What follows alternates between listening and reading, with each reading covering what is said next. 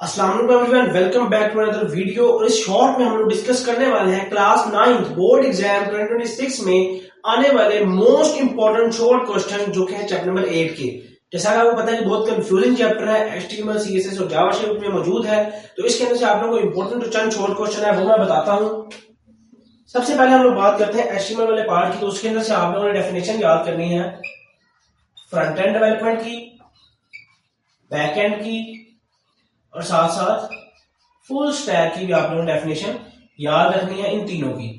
इसके अलावा एचटीएमएल में मोस्ट इंपॉर्टेंट डेफिनेशन है वो है difference between paired and unpaired tags. ये इंतहाई इंपॉर्टेंट एक डेफिनेशन है। इसके अलावा आप लोगों ने लिस्ट्स की डिक्लेरेशन याद रखनी है।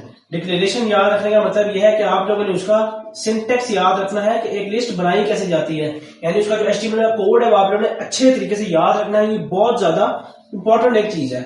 इसके अलावा आप लोगों ने सीएसएस की डेफिनेशन याद रखनी है। इसके अलावा सीएसएस में जो हमारे पास होता है इन लाइन, इन फाइल और आउटसाइड, जो आउट स्टाइल हमारे पास होती है।